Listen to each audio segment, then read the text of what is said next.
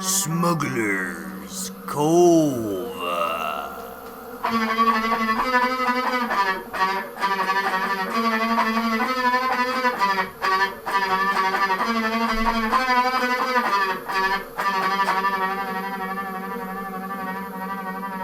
Yeah. And on that note? On that note, Caleb, I have a box here. Mm-hmm. Do you have any idea of what is in that box? I am not quite sure what could be in that box. Would you, dear viewers, like to know what is in the box? Yes, we would. How wonderful. Well, first things first on Smugglers Cove. Speaking of which... Yeah.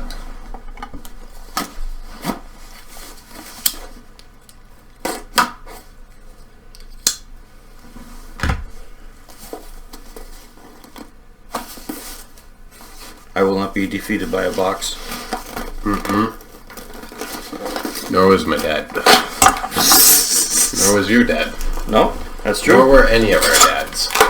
It's history. It's science. By the way, he is Kutzky the Space Pimp, and I am Tony the Tallboy. They won the game at least once. I should probably put us into a real view here.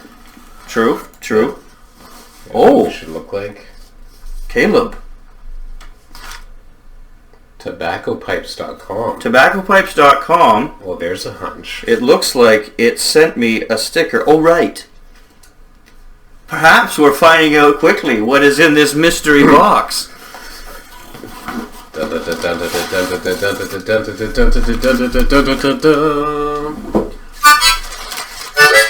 Oh, this is packaged much better than I thought it was.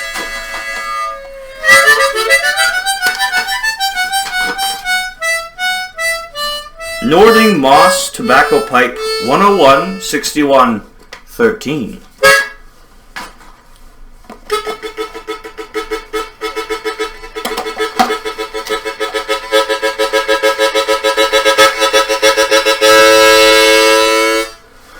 It's one bag.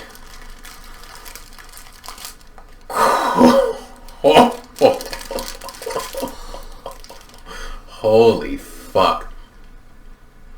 That's bigger than what I thought it was That is so... That's... Mm-hmm. I'm gonna... Close up the folks.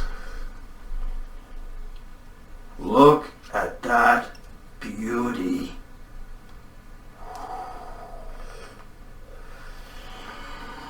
Oh, wow. Sexy fucking beast. Mm-hmm. Yeah? Yeah? Yeah?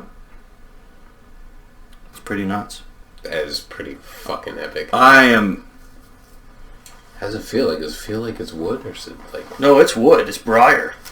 It is briar. Yeah. Shit, son. This is one of a kind, then. No, that's... Yeah. Like I said, when I put it on the... Yeah, that doesn't... I don't think that moves. No? Well... It's gutted, man. You put the filters in there and shit. No, they're unfiltered. They're unfiltered? Yeah. So don't twist at all? Well, we'll examine it probably in better light, but it looks like there's some sort of sealant around there. Fair. Well, on that note... aliens and earthlings.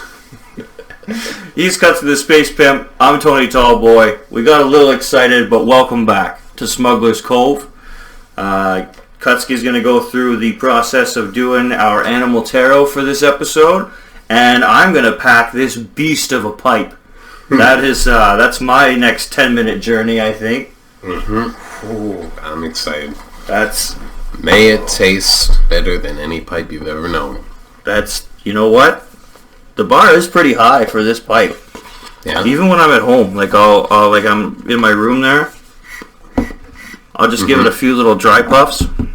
That taste is just phenomenal. Fucking A.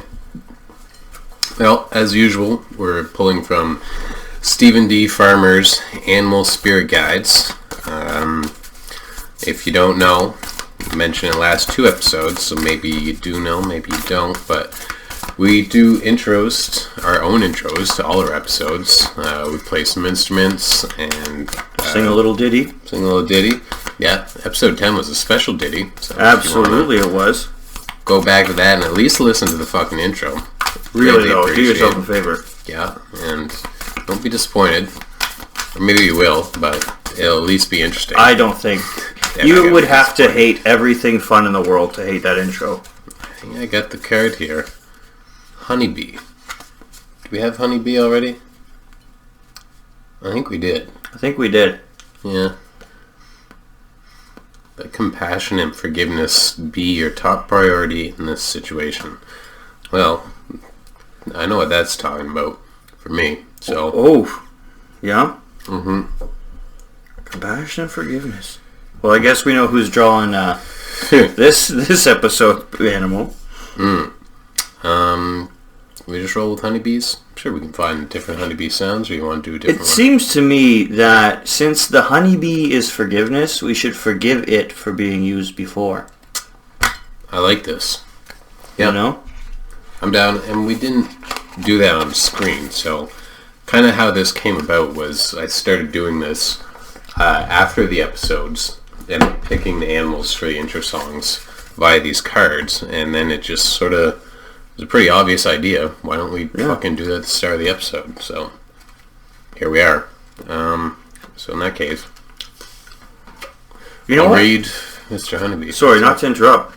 I think this is meant to be sideways. Huh. Like it fits? It's because it keeps this level? Yeah. Maybe they knew they fucking had some like pipe fucking connoisseur. I'm also not going to go around and start twisting elements of a pipe with 13 at the end of it. Mind you, 13 is my favorite number, but sometimes you got to know when you get it good. Honestly, I cranked right on that thing as soon as I saw it was tilted. It didn't budge. So something tells me that's not supposed to move. Yeah, which is fine by me. So number 6. Okay, but holy fuck, this is. It's fucking epic. This is nuts. I did not expect it to be this big. Like. No, I didn't expect it to be that wide at the top. I thought it was going to be. No. Like this is. Oh. She looks like you. She did so from the first day. Alright, Honeybee says, as we've already stated, let compassion and forgiveness be your top priority in this situation. I got a personal situation where I'm owed somebody is owed some forgiveness from me, put it that way. Anyways, to reap all the sweetness that life has to offer, focus on compassion and forgiveness.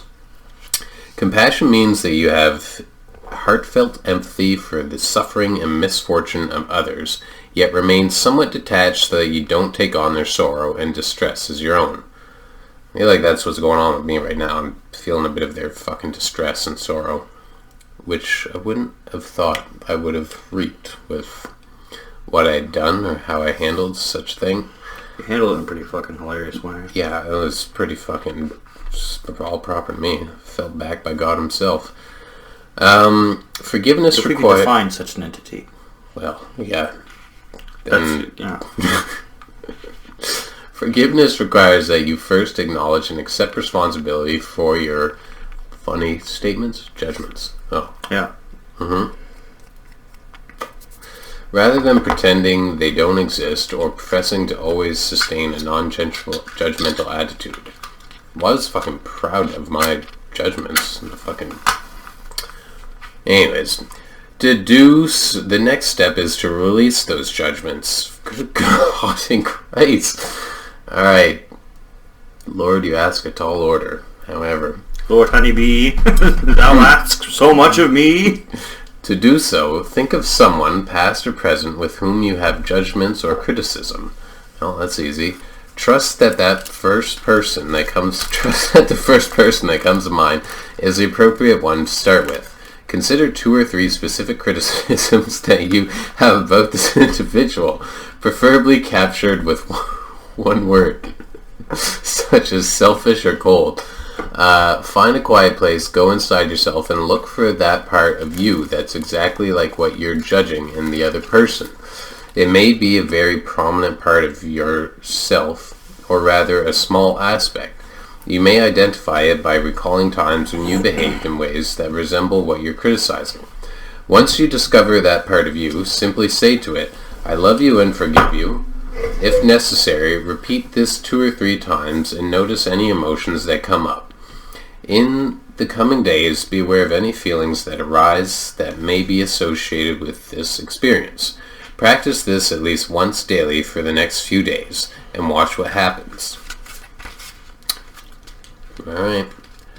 Associations: productivity, community, cooperation, sweetness, love, compassion, forgiveness, rhythm, awakening, nature, poetry, mother, goddess, royalty, and nutrition.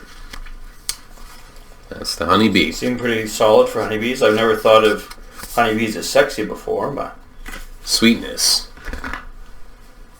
Not sexy. I heard goddess. Ah, well, fair. I mean, they do worship the queen bee. I think that's probably where they're pulling that from a little bit.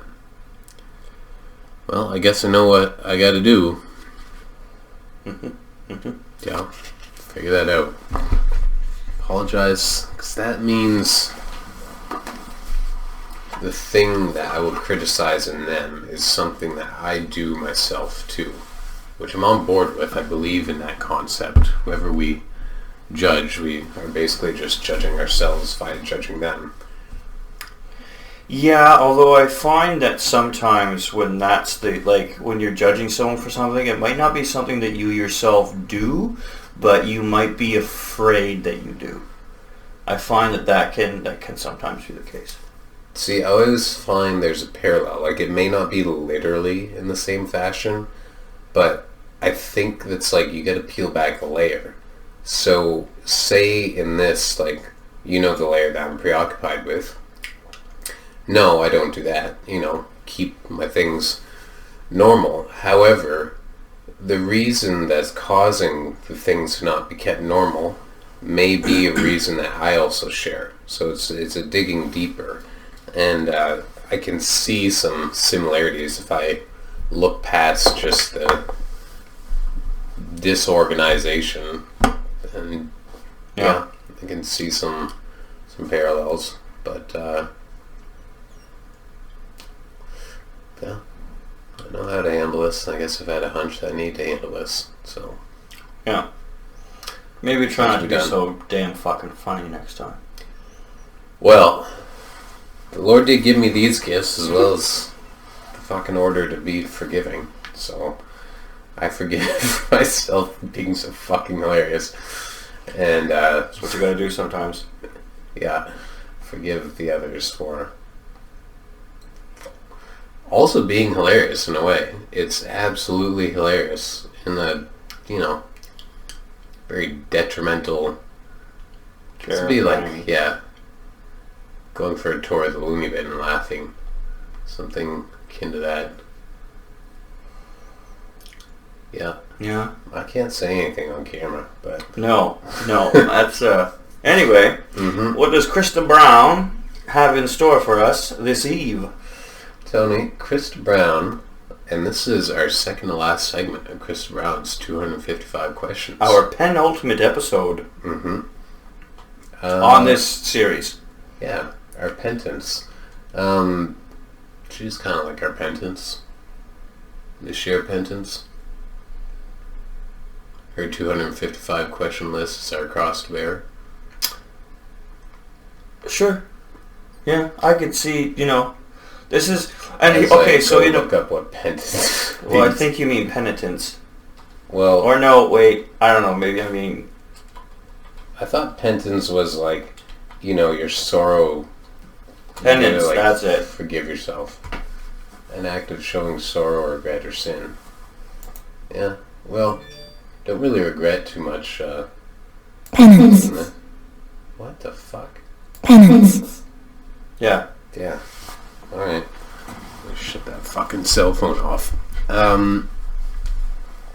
Yeah, well, maybe not quite penance.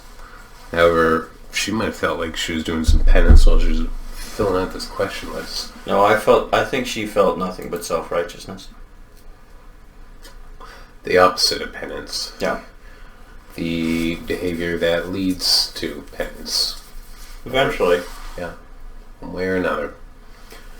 Alright, well, tonight's category is abstract philosophical questions. Wonderful. Abstract. I'm interested to see what counts as abstract. Well, let me not make you wait a single more seconds, minutes, time, as I fumble that into making you wait. Number 212, what? There's a description to be had. A little blurb, Caleb. Okay. Would you like to take it away? Absolutely, sir. Topics like pain, suffering, beauty, and joy are part of daily life. But how often do you stop to think about them? Use these questions to help you do just that. Quite a lot, Krista. Yeah, honestly, yeah, quite a bit. I think there's a good chapter of my life where I thought about pain every day. Fuck. And suffering. And I think about beauty every day. Yeah, no. I think this just reflects on a certain vapid nature of a certain writer. Mm-hmm. You think every day? What the fuck? Where do you find the time? What do you do before you have your California-inspired smoothie and do your 15 minutes of allotted hot yoga with your friends that you share a vlog with? You think and roll your own cigarettes? 15 in a day? Bro, you are a machine. Alright, Tony, what is beauty? What is beauty?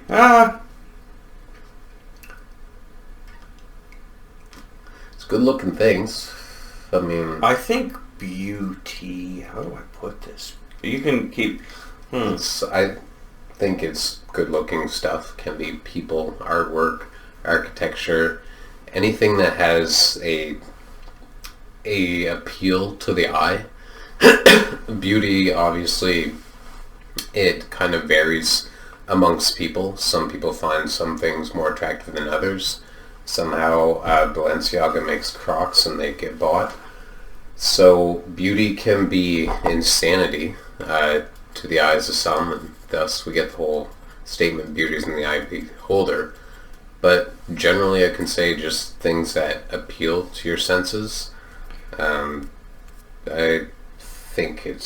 don't think she's trying to specify who is beautiful. It just is something that's typically symmetrical or perfectly non-symmetrical. It has a balance of some sort, in some fashion, and then also appeases your personal senses. It is a good cue that you're on the right track. If your life seems beautiful, if the things you look around or the way that you keep your surroundings is beautiful, that's suggestive of harmony. Beauty is a green light in a world of confusion. I don't fucking know. See, and this is a thought. Mm-hmm. When does that become a thought? Right now, if you will. Mm-hmm. Beauty, I find, is not just what is truly appealing. Like, I think of bones are beautiful. A city leveled by bombs, beautiful. Things can be so... A city leveled by bombs? Beautiful. Because there's a certain beauty to that destruction. Like, I think that beauty can truly be found in just about anything, except for Balenciaga. And atheists. And atheists. Sweatpants. Yeah, great. Crocs. Mm-hmm. But I think that beauty is... And perhaps it's just me, because I do find that there is a level where even wretched things are beautiful. Like you look at, and I guess this is kind of maybe a more abstract concept of beauty, but like think about the deep sea fish in the ocean, how terrifying and absolutely demonic those things look. Yeah. But think about how demonic they look and how perfectly demonic they look, and that to me is beautiful. How, like, not that I would, put it on a pedestal, but if, like, to me it's awe-inspiring. I guess beauty to me inspires awe, inspires thought. Yeah. Is what I consider beautiful. And when you're talking about, like, the decimated city or the horrid-looking fish, and to find the beauty in those, that almost suggests that beauty is your capacity for understanding. Mm-hmm. So if you can find the beauty in those things, you then have a deeper understanding or appreciation of the world. You know what? I would say, and this isn't to sound too smug, but if you think about it too, when you have those individuals who are obviously not, we will say, too inspired to greater thought, like they have that idea of, and I'll just use this off the top of my head, like think about the cookie cutter beauty standard for women, right? How it's like, oh, they all have to have blonde hair and flawless skin and big lips and this certain size breasts and these hips. Personally, I find those kinds of women, like, you do you.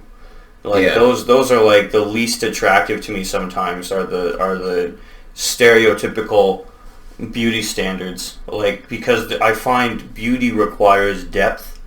Perhaps that kind of leads into what you were saying about understanding. Like, beauty for me is depth. And because there's a bit of an irony where it's like these blonde bimbos that are pursuing what they feel is their ideal of beauty. It's like, no matter how ugly you are, you're still attracted to beauty. That's kind of odd, isn't it? Like, beauty's a driving force, it's a motivating force. It's even, more profound than just appealing to the senses. It's motivating. Almost speaks to an inner part of us. We all have a pull towards it. It's magnetic. Well. Number 213. Are pain and beauty interconnected? No. Interconnected? Interconnected. I don't... So, like, this pipe. Quite beautiful. Unless you're talking about the pain it took to wait all day to open it, I don't see how this beauty is interconnected. Like, I got an interconnector right there. Like, if it had showed up at my door and then you brought over the camera and were like, Tony, we're podcasting, there would have been no pain. You know what I mean? Like, it's not the beauty of the... Like, this pipe was made no more... perhaps a little more beautiful by the waiting, but in that sense, it wasn't real pain. That was anticipation. Anticipation isn't pain. Anticipation is like the opposite. It's my hormones and we're fucking running around in my head, getting me excited for this pipe. Yeah. Rightfully so. So, what about the other thing, like a more parallel example would be somebody that's into BDSM, where there's a bit of torture to their beauty. Like, their vision of pleasure. Pleasure is not, like, okay, so the only... Don't get me wrong. Pleasure can safely be associated with beauty. I don't think that that's like a ludicrous statement. No, but I do find that I suppose this is abstract. They do have pain connected with that beauty. And then you also brought up the example of a decimated city. There's a lot of pain that fucking went down in a bombed out city. But I just mean, are pain and beauty interconnected? Like, I think as a blanket statement, no. But what is, when you were saying a deeper understanding, typically if you have a deeper understanding, it takes experience, and experience is usually brought about by mistakes. So are you thinking like interconnected plot implies that it always has to be there? Yeah. Because there is that like quintessential argument, well, until you know like heartbreak, you can't know love, or until that's not really the specific, but until you know loss, you can't know. You can't appreciate things. So you can't appreciate what you have until it's gone. Yeah. So there. Do you think that statement's true? Like, do you think it's true unequivocally? It's definitely true in certain cases, but do you think it's just like anybody in the world cannot appreciate anything they have until they've lost something?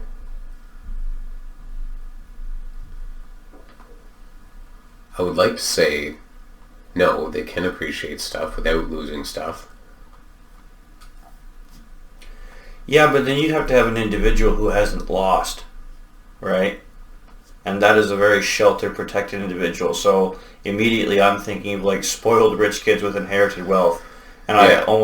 I'm almost forced to agree that you would have to know loss in order to appreciate. Yeah, and then that would kind of make you have to answer yes to this, because interconnected, I would say. Sure, they can have a connection. They can be interconnected. I just don't know if it's constantly, like every single scenario where beauty is found, there's some sort of pain in behind the layers of it. That's what we have to determine. Is there, isn't there?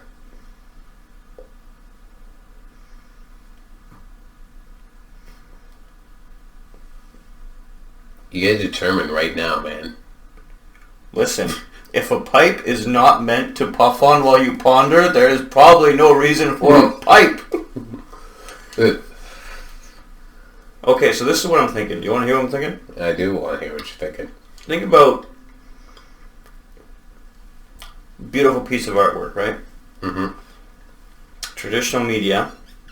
Mm-hmm. You see that painting and you say, that's beautiful. Mm-hmm. Now, the painting itself, to you, is only beautiful. Yeah. But the process by which the artist had to go through to make it, right? Obviously, as I said before, art is an expression of yourself, and you put yourself on the page, and therefore there is obviously pain that influences your worldview and your mindset and how you express yourself. Would that pain be intrinsically connected to that art and the beauty of it in terms of the viewer? Like, is that art truly connected with pain for anyone but the artist? Or is it just the beauty of that is connected to the art? You know what I'm saying? Well, I'm being a little clumsy, but I think I can bring some light to this. So if it's beautiful, it's beautiful. Like something like the Mona Lisa, right? Yeah. We'll just use that as a placement holder. Mona Lisa, we can all agree. The painting's not hideous. It's not something. It's not terrible. Yeah. I personally like Van Gogh's Starry Night a bit more. But. Yeah, but this is not. What painting do we like more than Mona Lisa? It's just this is the discussion of beauty. I'm allowed to say what painting I like more. No, but I'm trying to bring out light on your point. Yeah. If we want to just have a general discussion of beauty, I like my painting more than fucking Starry Nights by Van Gogh. I mean, I do, because I painted it the way I wanted to paint it. Okay, yeah. I got what you're saying. I thought you were just like, it was going to be like a throwdown between the Mona Lisa and Van Gogh and me. I'm going to fucking win. I'm going to beat all their old asses. Fucking, they're probably only like 4 feet tall. People are short back now. Beat them away with sticks. Fucking hang my shit in the mausoleum.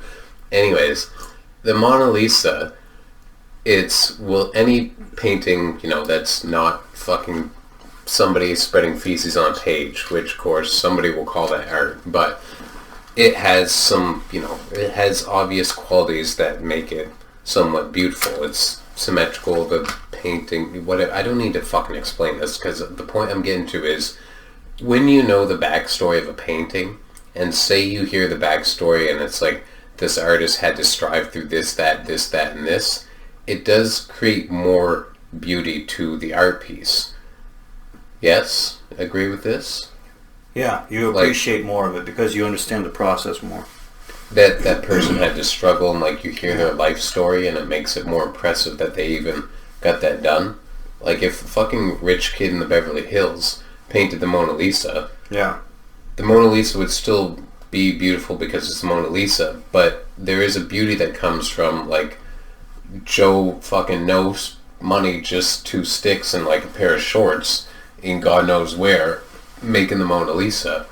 Like that becomes this more epic tale. And so there's just like the beauty is increased by the pain involved with it in these scenarios. Now I do see nowadays people kind of glorifying the rag to riches story.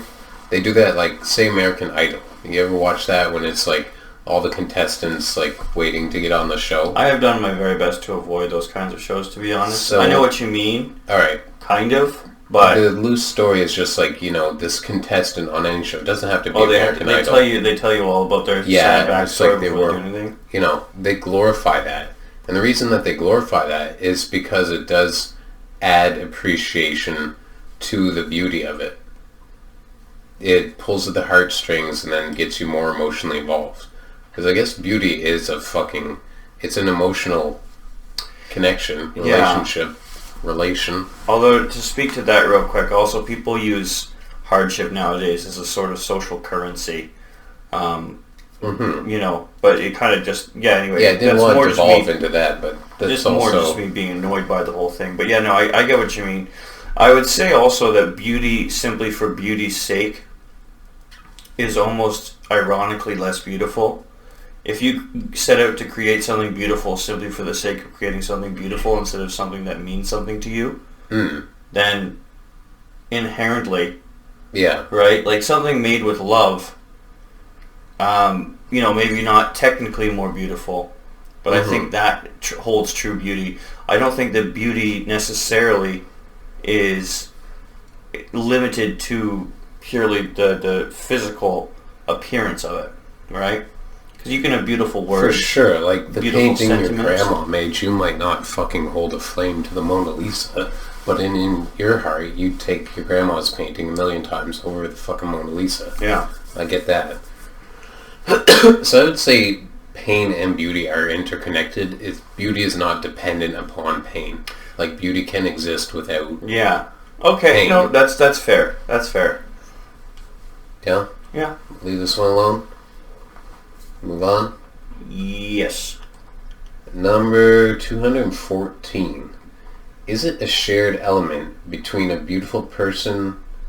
Is it a shared element between a beautiful person, experience, or memory?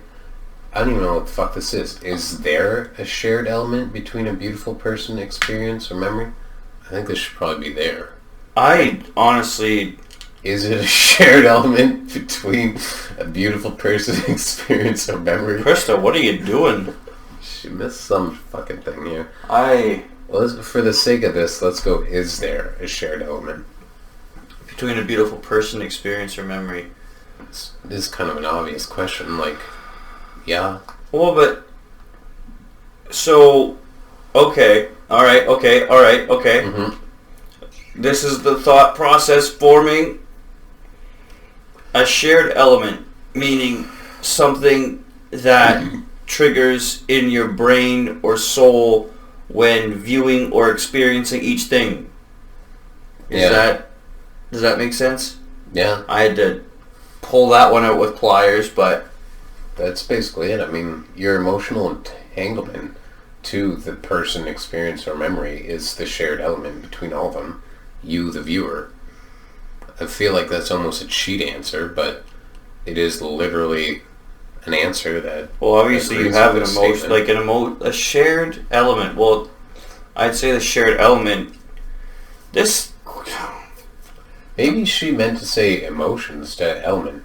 Is there a shared emotion between a beautiful person, experience, or memory? I would say in that case, then, not necessarily.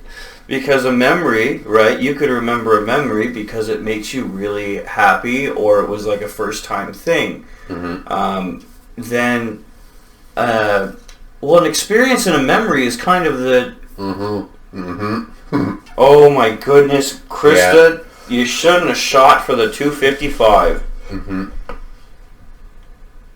Yeah, because what are memories if they aren't experiences with people?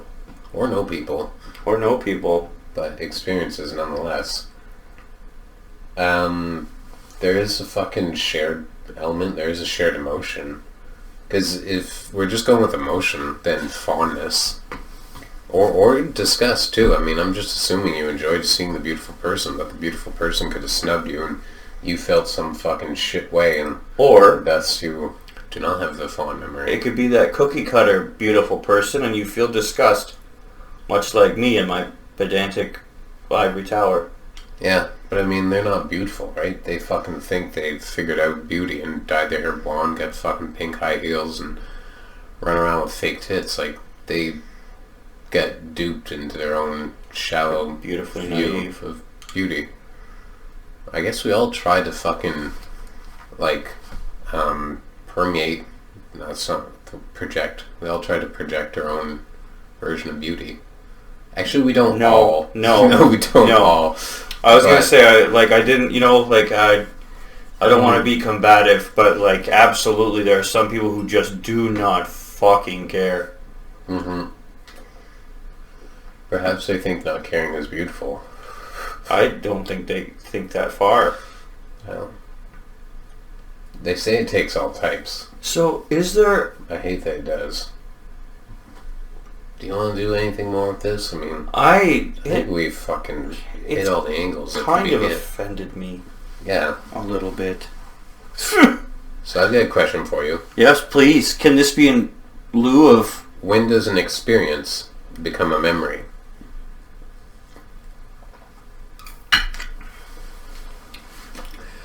Number 215. Why do people value happiness, beauty, or joy? I mean, it's pretty fucking obvious. Well, I mean, dopamine. Yeah. Because they're fucking precious. Well, they make us happy. How do you not... don't get me wrong, I think Keanu Reeves is quoted as saying some people need to be happy to live life. Mm-hmm. I think he means joy because, to not ever be happy any minute of the day. And I think I discussed this on another, not another podcast, but another episode, that there are different aspects of happiness, kind of like there's different aspects of love. So, contentment, peace are aspects of happiness. Yeah. So happiness in itself is gives you the will to live. Mm-hmm. Unless you're just powered by unless you're a Sith, powered by hatred and anger. Mm. Why do people value happiness? Because they want to enjoy this existence.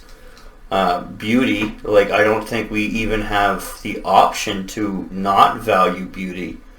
I think that as creatures and beings, even when you get down to animals, they value beauty, right? They look for not searching, but there are signs in animals that show that they're a healthy mate and would make for good genetic material. And happiness and joy, she really is not. She's just Why do people value the things that make them happy? Because people like to be happy, so that it gives. This is, those questions that make you feel dumb answering them because they're so dumb? Yeah. Why do people value what makes them feel good? Well, we're also trying to be thorough. I feel like this question doesn't really call for any thoroughness or philosophical thinking. Why do people value happiness, beauty, and joy? That answer is just fucking obvious.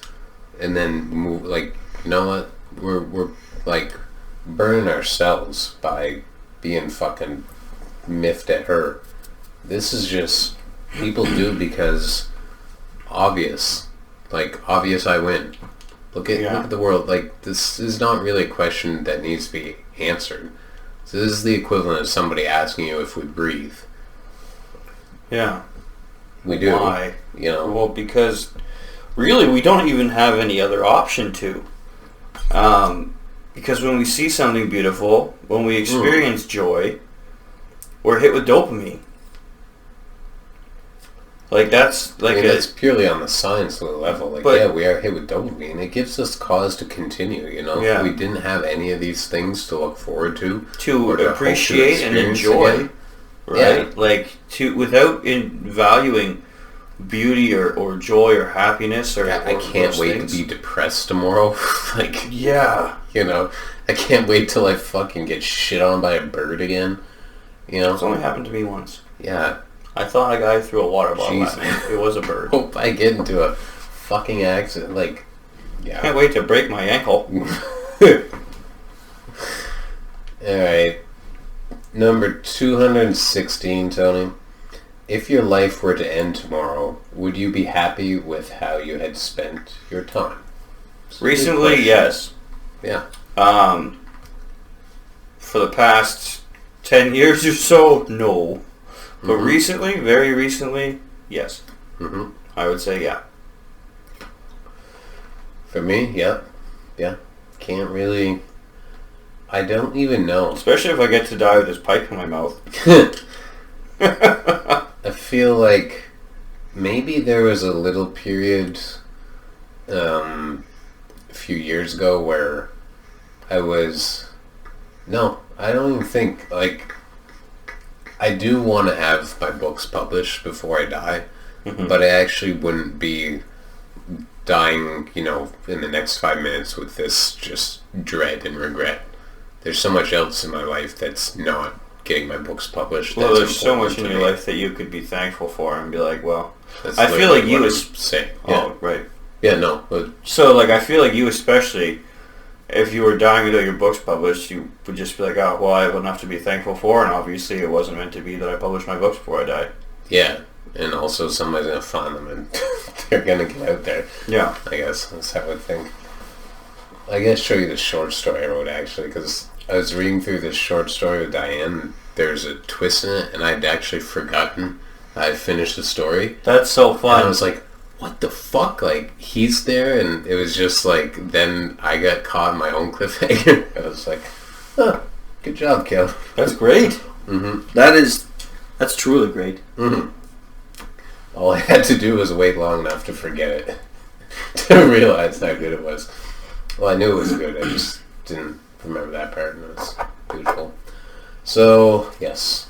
And with that, number 217.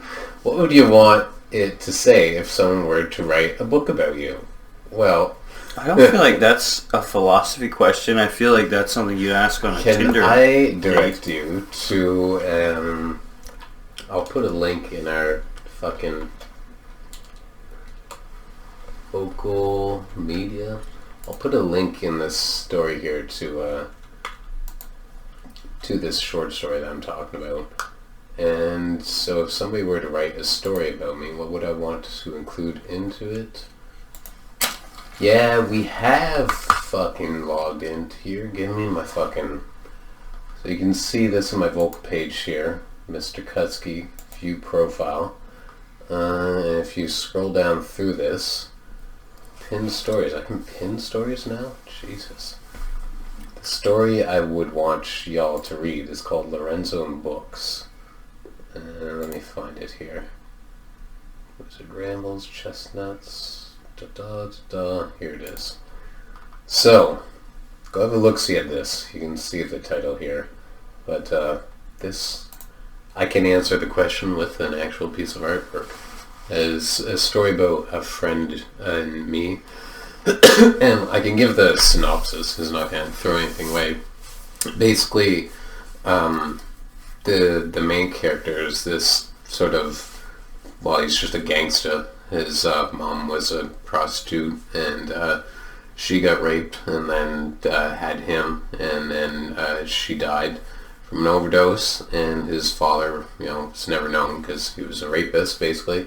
So then he went and lived with his uncle and didn't like his uncle, so he burned his uncle's house down. And then he took to the streets when he was all but 8. And so he grew up doing a life of crime. And then at some point during his life crime, he meets me. And so Lorenzo in books, I'm books, and Lorenzo is my friend / main character. Anyways, books helps him with some crime he has to do, and then tells Lorenzo that he should be a rapper because he lives such a hardcore life. And then Lorenzo becomes a rapper, and I won't tell you how it ends because that was the part where I was like surprised, like what the fuck, like yeah. There's a twist, but then you read a little bit further, and it's thankfully not a twist. Anyways, what would you want to say if someone were to write a book about you? That I was enjoyable? Well, I could just say it simple as that. I mean, I think people might say other things than enjoyable, but yeah. What about you?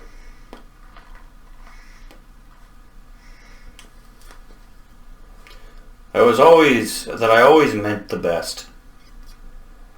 Mm-hmm. You know, I'm truly not a fox in the henhouse kind of guy. I might not do the best things all the time or have done the best things all the time, but I really never set out to hurt people. I know obviously that time I tripped that kid, but typically, you know, I really never set out to do any harm. No? Yeah. What was that? Well, so it wouldn't really make much of a book, I think. Well, they say write a whole book about me. I mean, I don't get me wrong. I've been thinking about writing a memoir. Mm-hmm. But I don't know. Perhaps a cautionary tale of not believing in yourself and what can happen when you do. Mm-hmm. Perhaps something that, while it took forever, I'm finally turning my life around. Yeah. Or finally turned my life around. Yeah. Yeah. But I always believed in love. Mm-hmm. I don't know. Yeah. That's a couple chapters right there. It's no longer just one page. I just said I'm enjoyable. I got a sentence. Well, I think by the time I get to an age where you could write a book, I think that I have a lot of content. I think it'd be quite a roller coaster ride to read a book about Tony growing up, being the kid that I was, to the high school student that I was, to the college student that I was, to the drunkard that I was for an extended period of time. And I mean, they might be more cautionary tales, but they're all pretty good stories. I'd say that they'd add intrigue and suspense. I've enjoyed everyone I've heard, so... Oh, thank you. I can't imagine they wouldn't, too. Yeah, there it is. Yeah, because I would definitely want some of my badass stories in there, too. Tell them about how I stole all my dad's clothes to get my cell phone back and various things like that. Yeah, I don't know if I have any badass stories that aren't maniac stories. One time, my buddies and I, when we were in high school or just after, we really idolized, we grew up idolizing, we really got into goth stuff, and goth is not really, it kind of landed itself hand to hand, but one did not really I think one turned into the other. In grade 9, I started reading about serial killers. I started reading about Jack the Ripper. So my buddies and I, we got into horror movies and dressing like goth and collecting weapons, anything we could find. If it looked cool, like a rusty kitchen knife, that was our, oh cool, and just collecting quantity over quality. Anyway, so this one time, we had painted... Shittiest Armageddon bunker.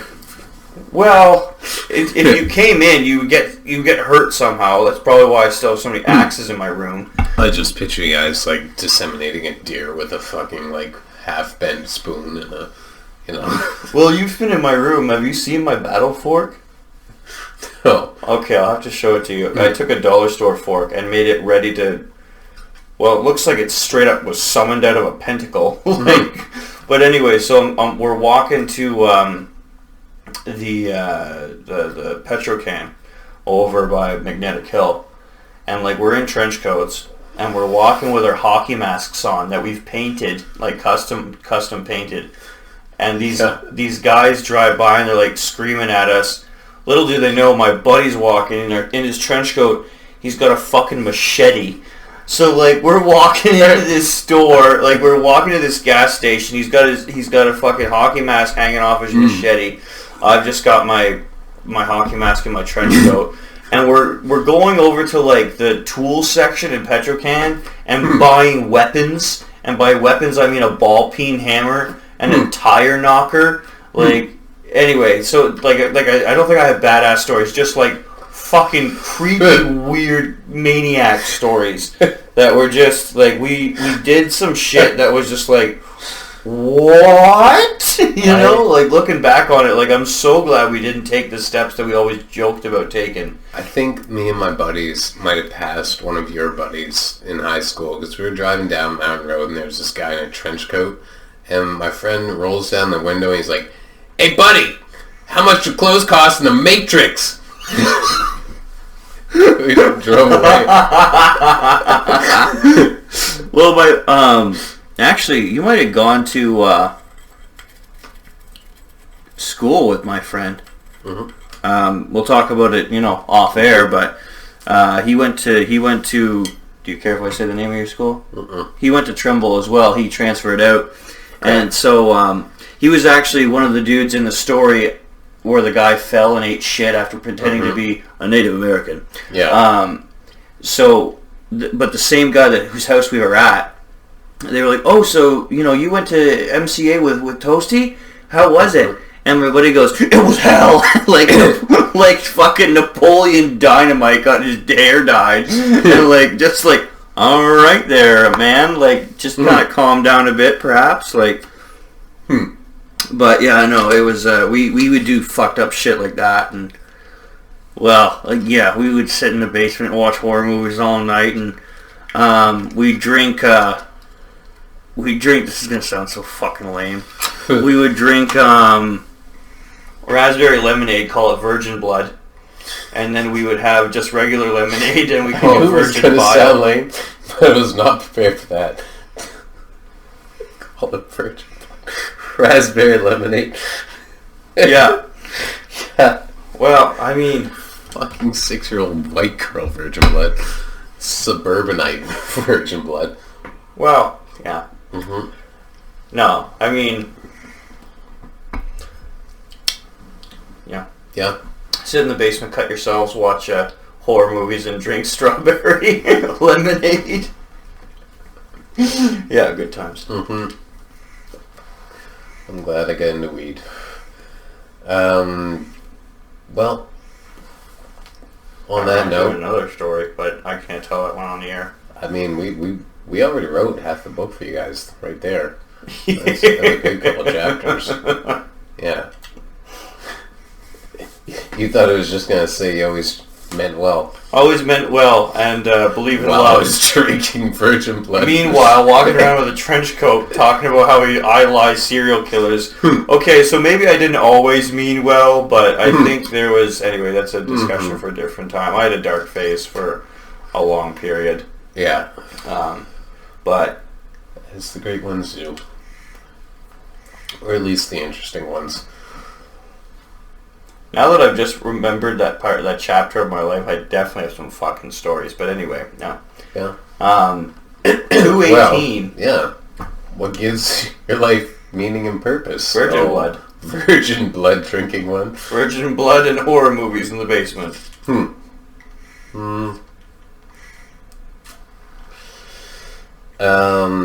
The rest of you fucking idiots is what gives me my purpose. I mean, I definitely am a man who's learned a lot of things that people don't like to learn, and thus I have a bit of a purpose now to, I don't know, collect them all together and present them in a coherent fashion. Helping humanity is a very simplified version of what I just said. Gives my life some purpose, and gives it meaning too. I mean, the other thing that gives it meaning is also my religious beliefs or my spiritual beliefs and my understanding of the greater, what you call unknown, and what some of you call unknown.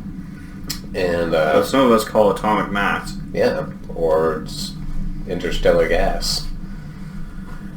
We are about 90% stardust after all. Yeah. So, anyways, yeah, my fucking beliefs definitely give meaning to my life, and yeah, the purpose is all you idiots. So, thank you for being here. And I was thinking just recently that finally in my life, I can say that my beliefs give my life meaning and purpose. And I think my purpose now is to see, like, I've seen what I can become when I am disgusting, you know, and destroying myself. So now I think, like, meaning, beliefs, purpose, to see, like, all right, so what now can I build out of myself? And that's been really exciting. And continues to be exciting. Yeah, I like that. I mean, it doesn't feel fair to call it a meme, but those who go alone add, those who build together multiply. Didn't I tell you about that, or did I send that to you? I'm literally saying I liked that fucking. Oh, that I sent it to you. Oh yeah, no. It fits to just what you said. You know? Together, here we are multiplying rather than just adding it. Yeah, it's beautiful. Yeah. And I was thinking about that, and I was like, fuck yeah. Like, it's a nice quote.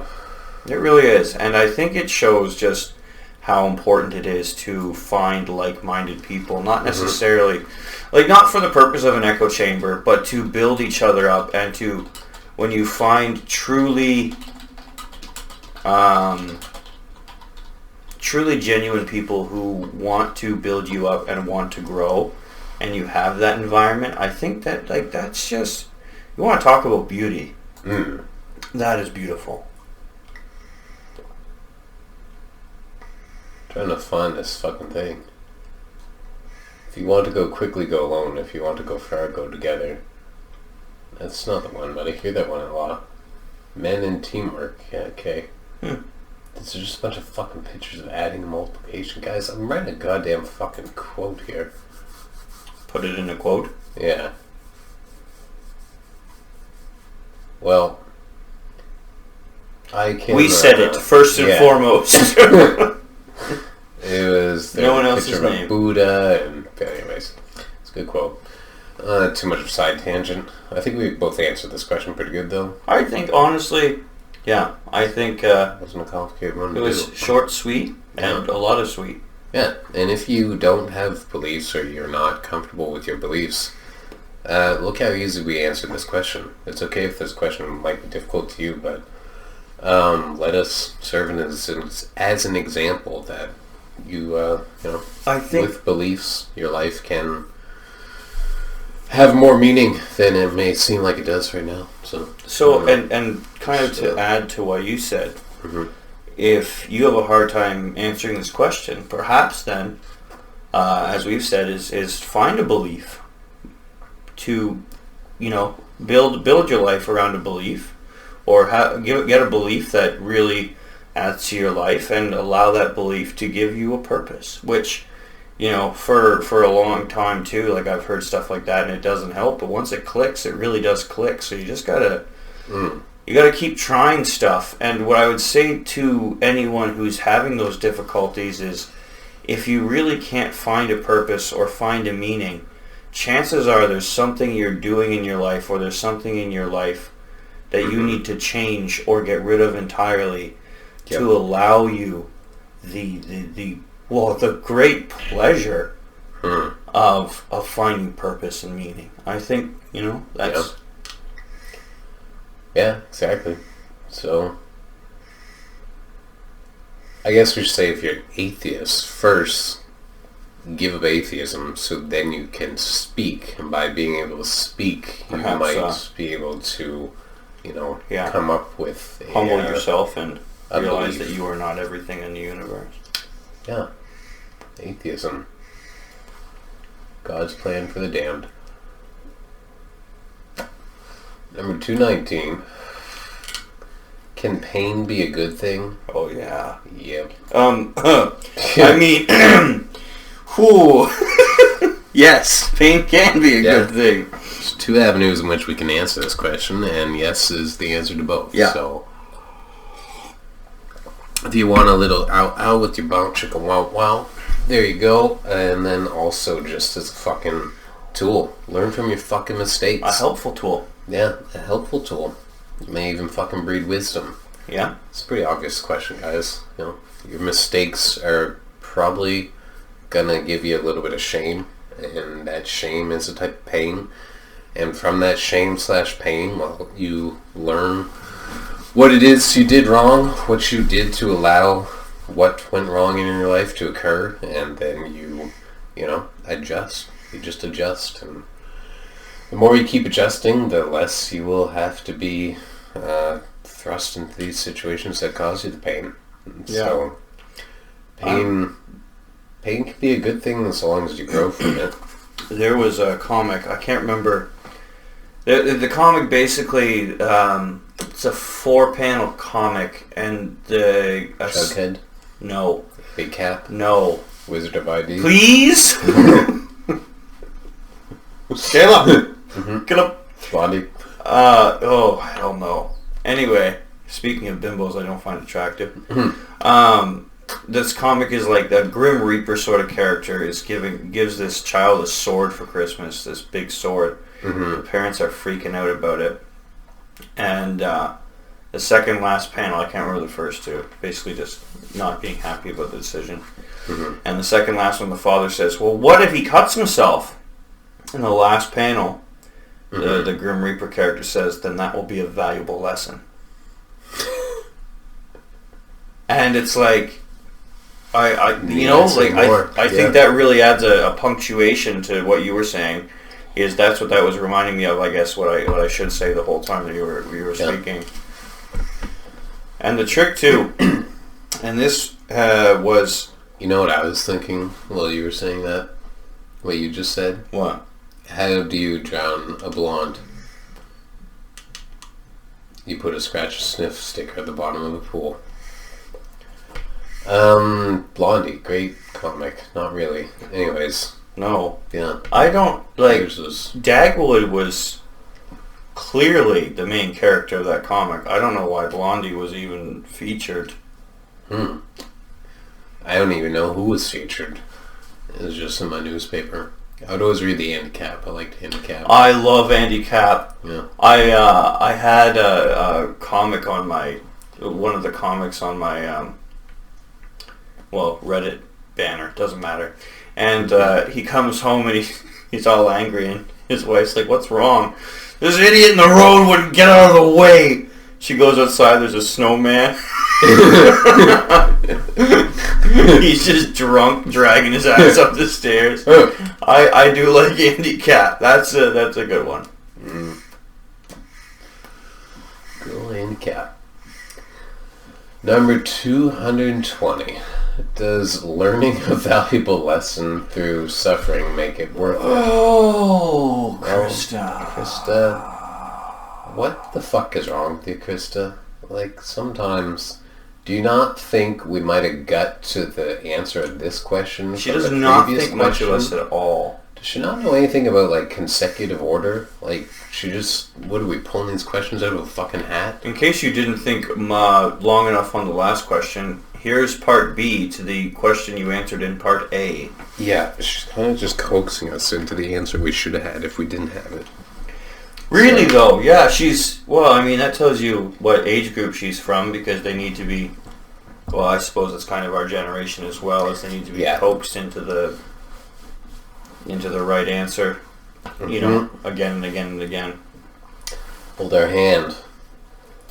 So, yeah, does learning a valuable lesson through suffering make it worth it? Yeah. It also makes the suffering a helpful tool, or what you learn from it a helpful tool. Fuck.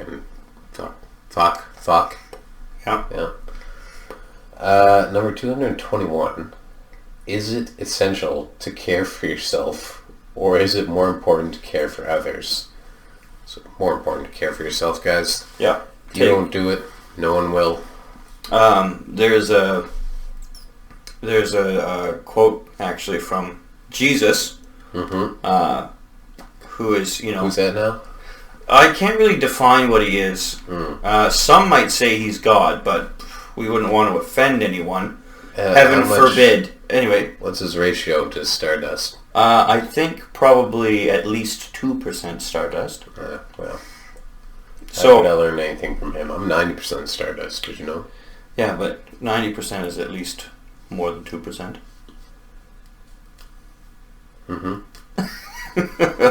But he in the Bible he says, be sure to take the speck out of your own eye before taking the board out of your brother's eye. Like, fix your own shit.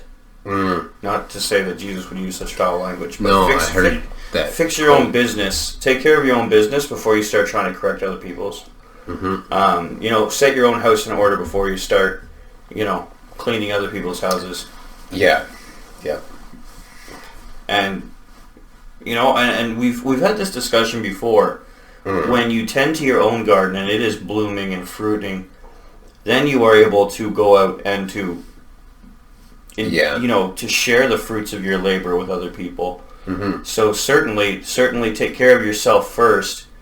You painted the perfect picture when you're like, the more you take care of your garden, like the more sufficient it is. So then you have time to be able to care for others. And caring for others is... Well, it's still work, but it's less...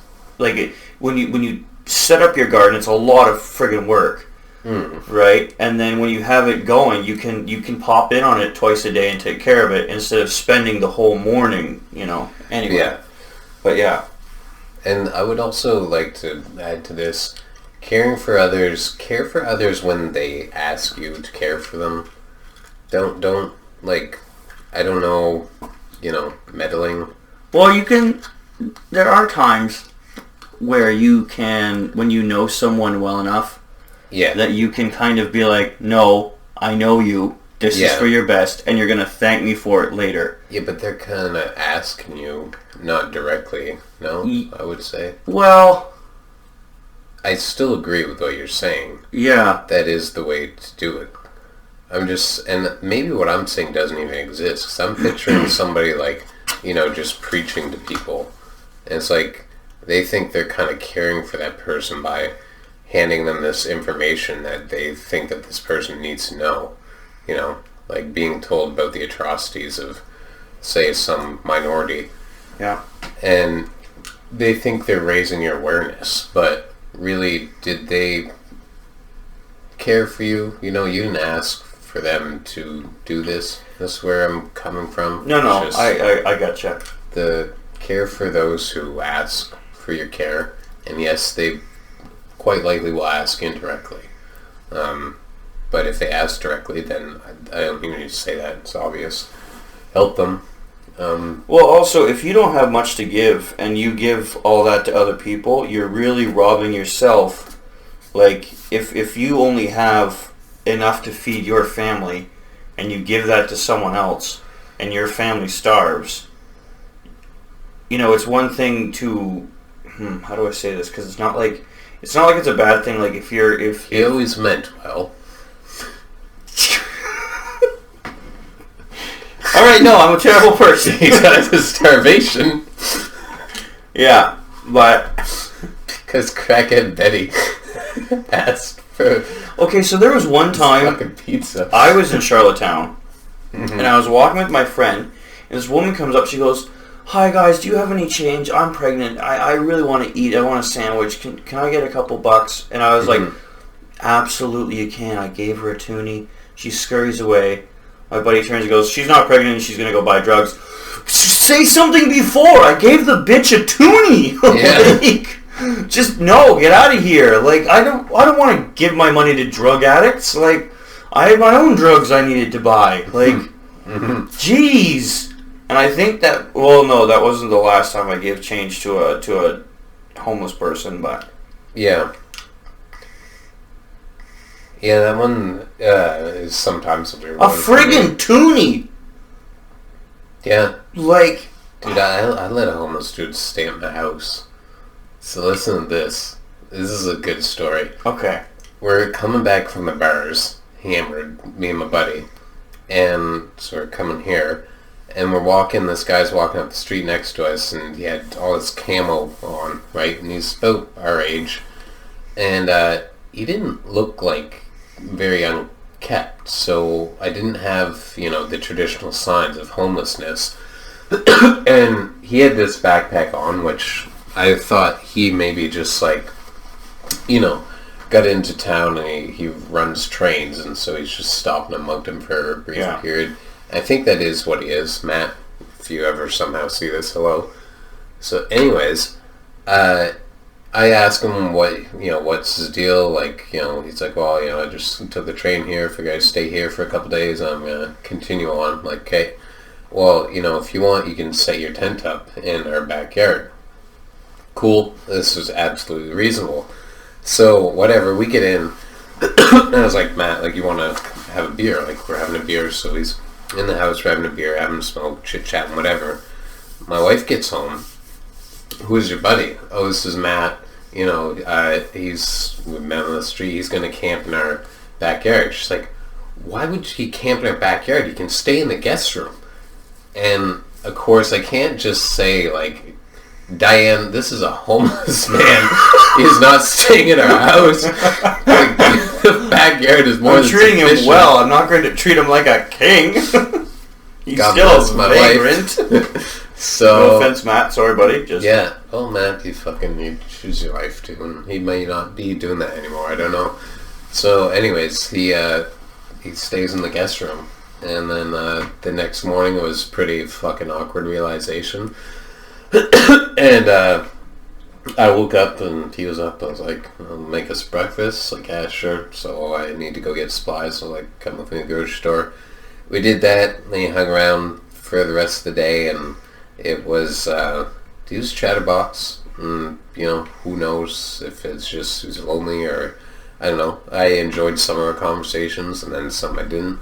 I guess the same can be said for a number of people. And anyways, so then it was basically coming the evening, and I was like, all right, you can stay one more night, but tomorrow you gotta get the hell out of here. Yeah, you got a piece. He was good about it. Just left. So I have two homeless stories. Okay.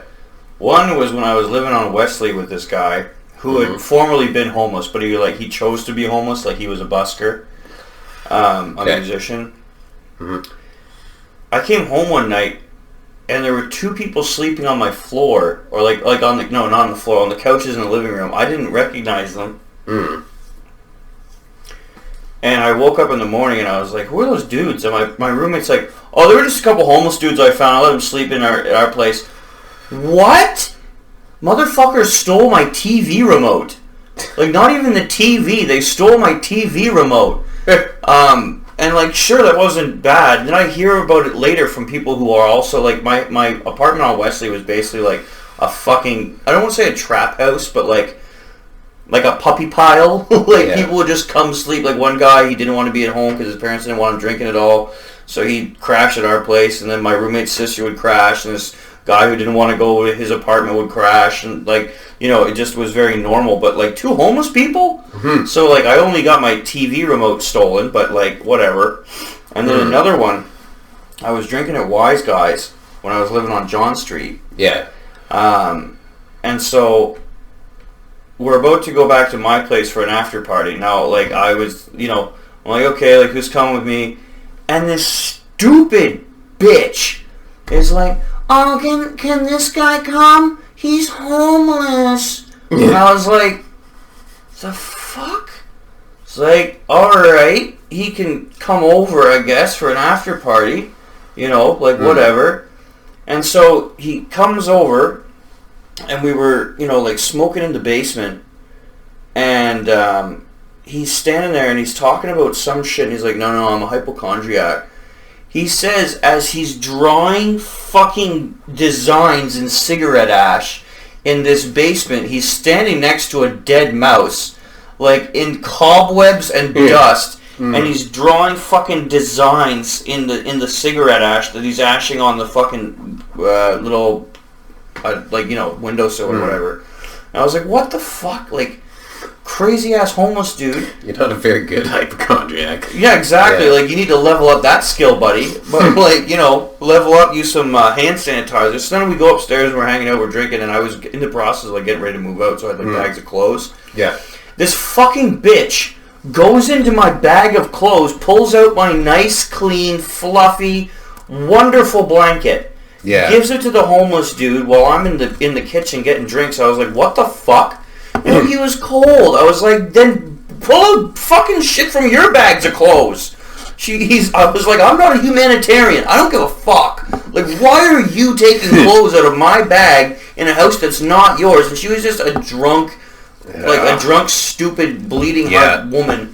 And then she was like, can he stay here with you? I was like, no, you brought this sack of shit into my house. You take him out. Like, he's not sleeping in my fucking house. Like, get gone. And, what's worse is, I go to Wise Guys. Yeah. A couple times after that.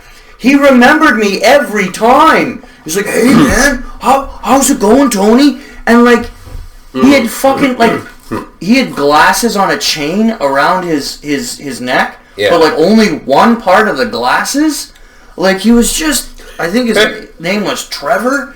Anyway, just like, and he was like, oh, I can't get into the. His excuse for not fucking like asking for places to sleep was, I can't get into the Harvest House. They don't let us in past a certain time. Yeah, because they don't want you staying out at the bar drinking and then going drunk into the halfway house. You fucking animal. And then she made it my problem. Like I was just anyway. So, whoo. Is it more important to take care of yourself? But yeah, no, yes. I was not pleased. I was just like absolutely livid with this woman. Like, what the hell are you doing offering my house and my blankets? Like, literally going into my possessions. Like, I wish I had been a more aggressive individual and just started slapping people. Like, get the fuck out. Party's over. Like, burn him out right away. Get out. He was just, and it's It's not like I was intimidated by him per se, but he was also just kind of shifty. Like, definitely like watch your change, and you don't know if he's got a needle on him somewhere. You know what I mean? Like, just kind of like a little crazy and dirty little hobo sometimes, especially in a situation like that, it's like so baffling that you would even have to be called to duty on that. Like, for God's sakes, does nobody else fucking understand how ridiculous this is? Like, I mean, to be fair, I was drinking at Wise Guys. And I can tell you right now, like, my fucking life, got nothing but better after not going to Wise Guys anymore. Like, the irony. That was... Yeah. The irony. Well, it's Wise with a Z, so... But, yeah, no, that was... Yeah. Anyway, that's. I'm a little worked up after remembering that. I haven't remembered that horrible night in a while. So. Oh, you stupid. So anyway, so that girl was dating this other dude who was a really nice guy. And he was at. You'd have to be a real nice guy to put up with the likes of her. I mean, he was also not like his skull was a bit thick. But he was for all intents and purposes, he was a very nice individual. I have no problem with him. But one time he was at the pump house, and like he was like, "Okay, I'm gonna leave," and he was waiting for his cab in between the doors. Yeah. And I started talking about his girlfriend, but I didn't remember her name. I was just telling stories, and I think I was like, "Oh, because I remembered him hanging out with her," so I was like, "Oh, that guy, Matt." Yeah. And oh, nice, got a good burn out of that one. Good. Good bowl? Good first bowl? Yeah. I'm going to have to figure out a name for this guy. Yeah. Gorlocks. Yes, that is a good name. I think it's a cool name. I know. It's like a fucking... No, I did that thing where I inhaled it. Oh, yeah. I inhaled a bunch of dirt again.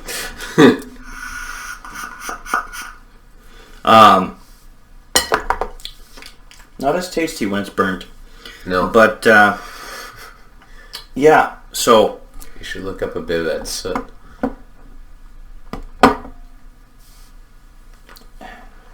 Just if you're in the market for such a thing. For soot? It would be... What am I, Oliver Twist? No. It's not the second time you went back for more. You know what? We just learning from mistakes. But anyway... Learning a valuable lesson through suffering makes it worth it, Tony.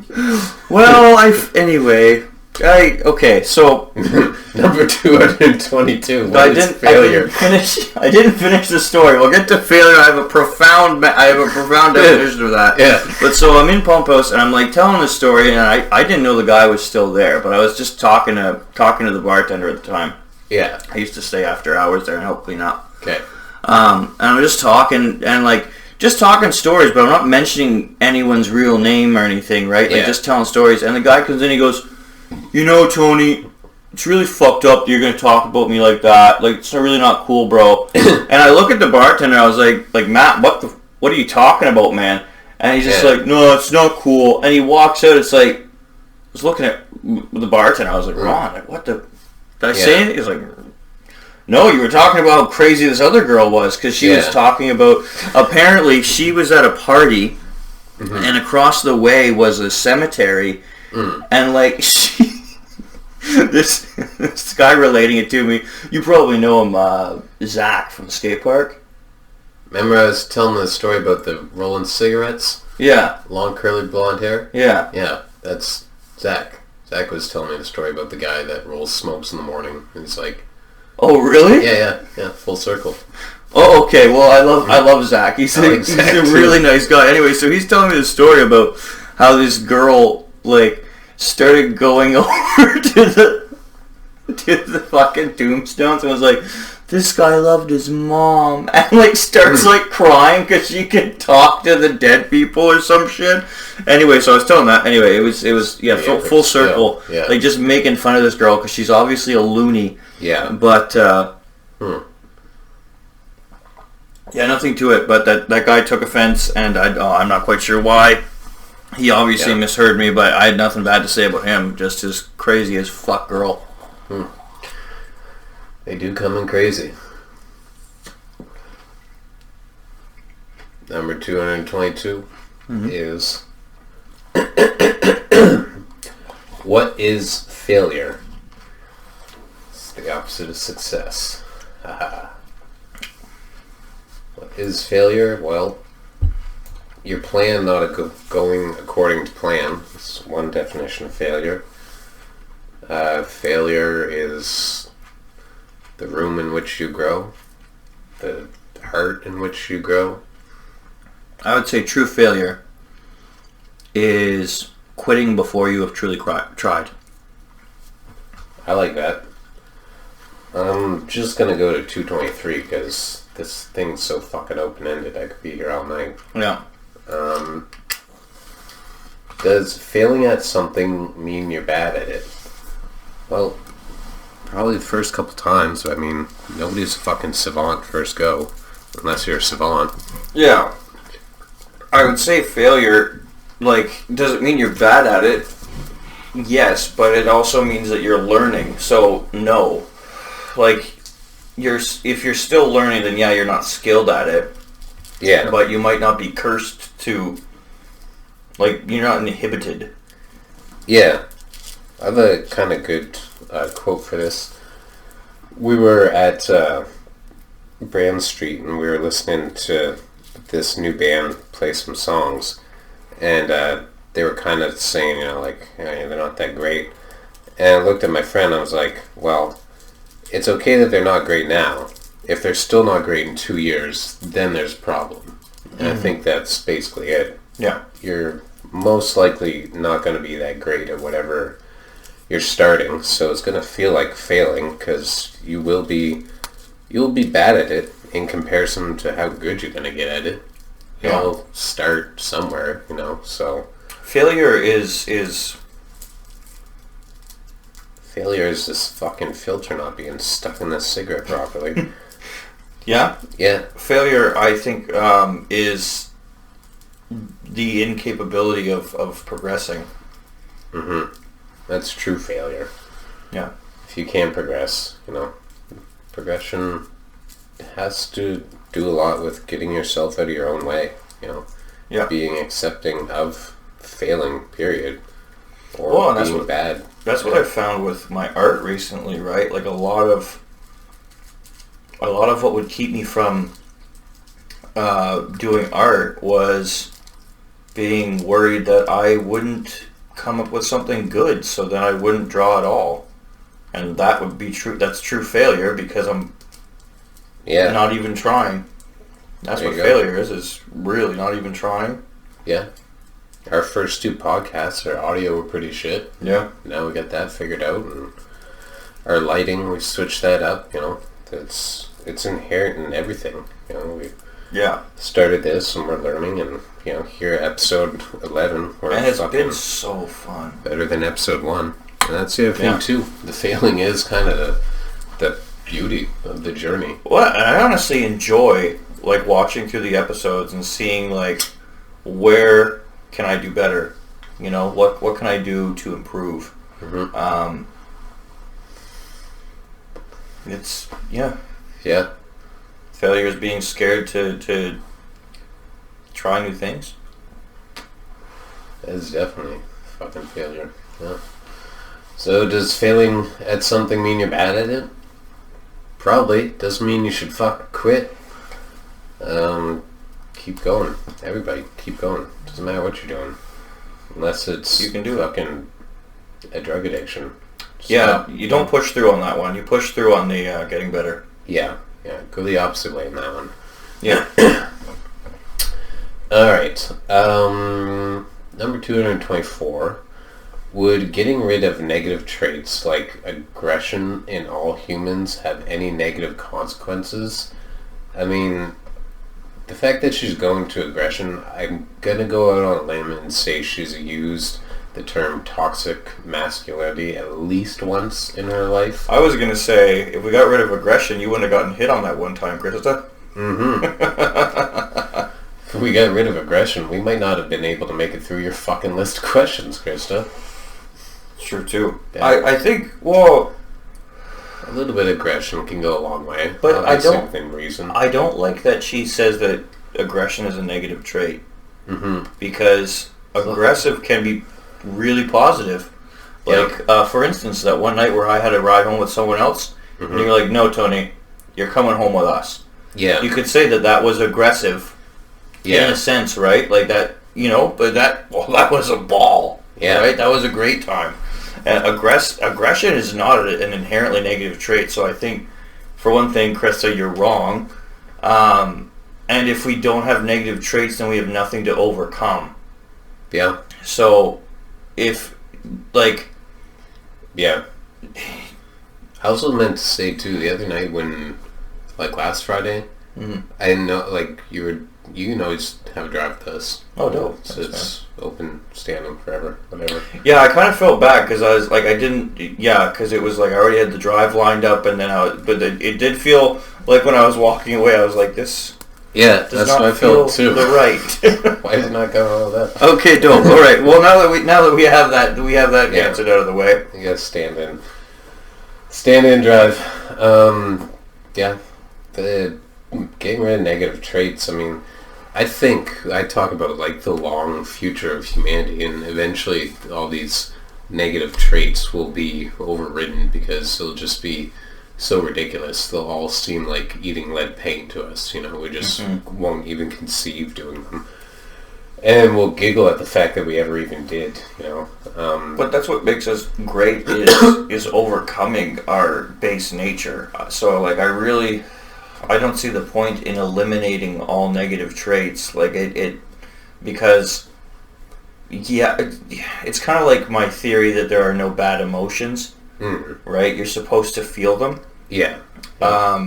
Negative traits in all humans, like Because then you can take positive traits to a negative place. Like for me, it was loyalty to friends.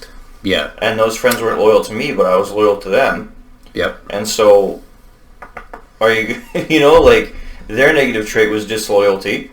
My negative trait in that instance was being too loyal, right? And it just seems to me like it's a nothing question. So I would say that the question is moot. There would be negative consequences, so yeah, sure. Yeah, and if we tie my long future answer in, though, I think that it ties in with what you're saying, too, because we eventually evolve out of the negative traits, right? We've already evolved out of some negative traits. We will continue to do so, and I guess maybe people don't foresee, as far as I foresee, that once we hit that point, we have a new set of responsibilities, and those are going to be just awesome, and they'll be necessary. They're not really necessary right now because we can't do them yet. We need to overcome and evolve out of our lesser qualities and become the greatness that we are. And so would it have any negative consequences at this point? Theoretically, if I applied this to the future, which technically I can't, but thus I said theoretically, it wouldn't have any negative consequence. But we'd already be so far past that so it's kind of like I think, too, that if you just get rid of certain negative traits, you then inherently create new ones. Because if you get rid of one thing altogether, then you create a vacuum. So then something has to fill that vacuum, and then chances are you're going to overdo it, right? And then you created another negative trait. So I would say, there would be negative consequences. Well, yeah, I guess the whole idea of, like, with her, she's probably a perfect example. Like, people who use the terms like toxic masculinity and all this garbage, those people see that as the negative trait, so they're trying to eliminate that trait. And by trying to eliminate that negative trait, there's a vacuum that now makes them fucking annoying, unbearable, and just... I was going to say, I think that they then overlook their own negative trait of not seeing the merit in certain negative traits, right? Also, if just a side tangent, like, the term toxic masculinity is applied to a broad range of typically masculine traits that might not be always a negative. Well, not always a negative, but also, again, like, you have people that just get offended over fucking nothing. Like, you hear stories about women getting offended because a man opens a door for her or holds a door open for her. Like, for one thing, how boring is your life? You have to look for offense in such a... What was that stupid ass shit you told me about? Manspreading? Manspreading? Yeah, that's... this is taking the world by storm right now. Well, and my friend, he for a while there, he was really into watching videos tearing apart third wave feminism, which I think is a phase that everyone should go through. Yeah. And he made a good point. Like, it's not really an issue if it can be solved by, like, hey, do you mind if I sit here? Or, like, do you mind, moving your leg? Like, if it's... I think it also comes with a sense of entitlement. Shit, eh? Well, because if you're That's a fucking solid point, though. Half these things these fucking idiots are complaining about could be solved of, like, hey, please don't do that. Like, don't get on the fucking news and just, like, whitewash us all as these fucking inbreds. Like, just fucking stand up for yourself.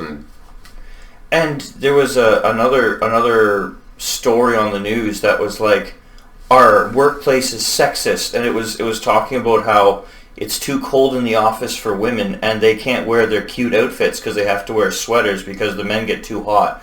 Well, do you then want a hot office full of really sweaty men? Because then you're going to blame the men anyway because it smells in your office. Or you can have it smelling like a Turkish bazaar. Like, fuck. Because then if they overcompensate, they're going to be wearing a lot of scents. Like, and well, I think, if you want to talk slippery slope. And then you got to read a fucking article on how to tell your coworkers smells. This smells too good. I see. This Full is circle. like Yeah. So, well, I'd say Krista probably has a few negative traits of her own that she has to deal with. Yeah. Krista, get on it. We believe in you. I will. Number 225. Would removing loss, sorrow, and pain impact one's ability to enjoy life and love? Yep. I think we've already covered that earlier in the episode. Yeah.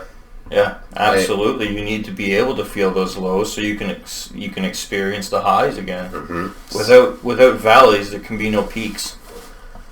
There we go. Now we know. If we didn't. Number 226. What is the difference between happiness and joy?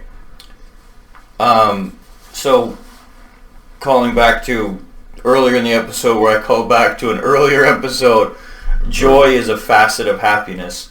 I would say that, happiness is the over, like the encompassing emotion, but joy is a facet of it. So joy is like elation, whereas you can feel happiness through contentment, through peace, through pride. I saw a really good, I might have it on my phone somewhere, but, you could... the difference is basically just they're spelled differently. But what I mean is happiness might not be... Like, joy is opening my pipe. Yeah. Right? Fair. Getting my new pipe. Happiness is chilling with you while we're drawing, watching videos. You know, that's contentment. That's peace. Yep. Right? So I don't think it's necessarily that there's a difference between happiness and joy, but that joy is just a facet of happiness, right? Like so would you say joy is a higher peak? Yeah, joy is elation. Like right? Yeah, it kind of excitement. doesn't last as long, whereas happiness is like a calmer, more sustained version. Yeah, like I said, because you have different subsets. I can get on board with that because, like at Christmas, like you're like it's joy. Yeah, and then happiness is like more of a day to day, not as big a spike. Well, yeah, you go through different levels and you go through different states of happiness. So the difference between joy and happiness is that joy is a part of happiness, whereas you can't have joy without happiness, but you can have happiness without necessarily joy. Yeah. Like it, yeah. Yeah, there we go. That's what I would say. Yeah. Joy is the fucking 100 proof happiness. Number 227. What makes you happy? Hanging out with you, buddy. Right back at you. Right back at you. But, doing Smugglers Cove. Doing Smugglers Cove. Doing the intros, yeah. If you want to talk about joy. Smugglers Cove, Smugglers Cove, come on in, it's the 10th episode, Smugglers Cove. I guess that was on the keys. Yeah, no, that was a lot of fun. But recently in my life, like, pushing myself to do better and then actually doing better. Seeing accomplishment in the small changes in my life that come up. What makes me happy, learning new things. Getting into tarot right now has been pretty stoked about that. Yeah. Made me happy today to go snow skate. That was fun. Yeah, getting outside, getting some fresh air. It is good to get fresh air. Getting some fucking sunlight in the dead of winter or the last tail end of winter. Yeah. Fuck, that makes me happy. Yeah, I do look forward to getting more sun. Yeah. Doing art, fucking drawing. Doing the drawings, it just sucks me into a nice little world where, just zoned in. Yeah. Playing instruments. I got a bass somewhat recently. I've been having a lot of fun playing that. Fingerboards, as you can see, that's always make me happy. Yeah, listen to music. Music's one thing that I've really come to really appreciate recently, as I've said before. Now that I can actually, this very respectable drug, like I'll be at work and I'll be like, I feel kind of down, or I'll even be at my house and I'll be like, should put on some music. I'll put that on, and just start dancing, grooving, just doing my thing. We got busted by the cops one time, a number of times really, drinking behind our school. We used to have this thing called 2 Each Tuesday. We'd get 2 Colt 45s each, and on Tuesday nights in the summer, we'd meet up at the middle school. We'd drink the 2 Colt 45s behind the middle school. Typically, after we got a good old buzz on, I would get boosted up onto the roof. And it was kind of funny because there's 2 tiers. We would all climb up to the first tier, but then the second tier was too tall for just us all to climb up. Yeah. So I would be boosted up by the others, and I would run and I'd get all these tennis balls off the roof, and then I'd go over to this other kind of alcove and I would jump down to this tier, but then the second tier was too far for me to jump, so I would dangle off by my hands and let myself go, and they'd be there and kind of catch me like a fireman. So anyways, that was a fun ritual. 2 Each Tuesdays. Some of y'all know. What middle school was that? Birchmount. Yeah. Birchmount. Yeah. Oh, the one just... Yeah, just by my place. Oh, right. That makes sense. Yeah. So, okay. Anyways, one night we got busted. They showed up, whatever, and giving us the runaround. They didn't really ever arrest us, so that was cool. But there's one cop, and he was... I don't know how this even came up, but somehow he got asked what his favorite music was, and he's like, I don't listen to music. And I'm never gonna forget that because it's just the fucking most batshit shit I've heard. Not the most, but it's up there. What the fuck do you mean, man? That's why you're a cop. That's why you're a miserable prick here, disturbing our fucking fine time. Anyways, I don't know what you do if you don't listen to music, but I can't imagine it's something nice. Well, I mean, for a period of time, I was listening to podcasts. Just because that's what I like to do, but I feel, he obviously does listen to music. I feel that a cop that, he probably listens to country of some sort. I mean, yeah, I'm taking him at face value that he doesn't like music. He just sits in his home and hits his wife. Don't you dare hum, Dorothy! Well, what's funny is as they were leaving, one of my friends yells at me, he's like, Joy watching your 42-inch screen TV in your grandma's basement, you fucking loser. Where did you pull that shit from, man? I like 42-inch in your grandma's basement, you fucking loser. What is he, Jeffrey Dahmer? Oh. Maybe that was big at the time. I don't fucking know. In your grandma's basement. In your grandma's basement. Fucking loser. Yeah, there it is. Yeah. Well, what makes you happy? Watching a 42-inch screen in your grandma's basement. Number 228? I think so. Can you choose to feel joy? Yeah. I think... if we're going by the metric that joy is 100 proof fucking happiness, then it takes some work, but... I think it maybe not in a immediate sense. I'm going to say yes. If I sit here and think of a real fucking happy time, I will fucking experience joy. It'll take I'll have to zone in on it, but yeah, I'll fucking get happy about it for sure. Well, I was going to say that maybe not I'm doing it right now, for fuck's sakes. Yeah. Maybe not in an immediate sense for a lot of people, but you can choose joy if you, like we've discussed, feeling out what your body wants, feeling out what you want to do, instead of just going through the motions. Like if I'm having a blah day and I notice I'm scrolling on my phone a lot, I'll put my phone down, I'll just sit and be like,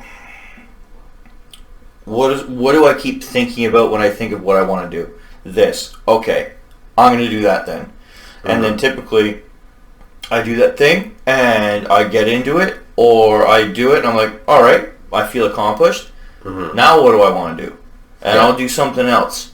I think, well, I know that I struggle, like if I'm having a bad time around people, I'll be like, well, this fucking sucks, and I'm just kind of stuck. That's where it gets harder, yeah. Yeah, but if you are able to do the whole feeling joy whenever you want, then like more power to you. I was going to say, for me, I can't do that in like, tense situations. I think also if I was doing that in tense situations, it might be a little fucking inappropriate. Bad shit. Yeah. So. Well, there was one time I was talking to a boss at a charity I worked at, and he was doing this thing that old dudes do where they try to act really tough. Yeah. And he's like, I'm really tough. Like, my son is 6'4", and I'm really tough. He's still scared. He's still scared of me, and he's like, I'll throttle him. And like immediately in my head, I thought of Homer choking the shit out of Bart. And I start fucking cracking up in his office. He's like, "No, I'm serious." And I was like, "Yeah, no, I was in my head. I was like, I just like stuttered." Stupid thing to say. I just start stuttering and trying to explain, and I just like don't want to explain to him that I think in cartoons. And anyway, so. Well, when you said some fucking cartoon shit like that, I mean, the amount of times that somebody who's actually tough tells you they're tough. Yeah. It does, if you are, it goes without saying. If you aren't, then... Well, even if you are, and it doesn't go without saying, if you're tough and you're confident in it, then you don't need to worry. You're not sitting there telling some fucking employee that... Well, he was trying to... He was trying to tell me, like, I'll take care of you. You want money to go back to college, we'll take care of you, and... do all this, and basically just did not deliver on any promises, and then proceeded to turn on me and make my life a living hell at work. So I was like, thanks, man, and then he got fired. Yeah. And he was super angry about that. Yeah. Real tough.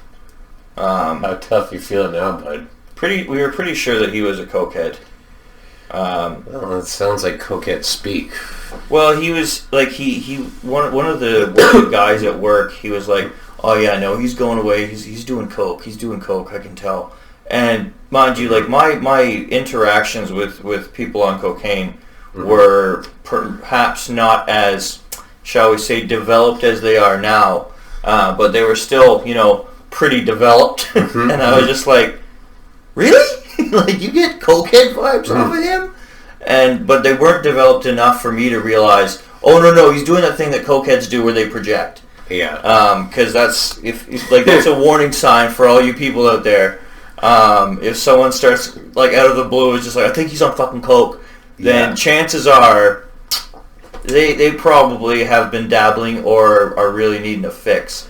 Or they could be high as balls, because that's a real thing, is cokeheads on paranoid cokeheads. Like, I would like to know the percentage of times that a man has told another man he's tough when he's not on cocaine. I guarantee you. He's either high on cocaine or daddy issues. Yeah. Cocaine. There you go. You can choose to feel joy if you don't do cocaine.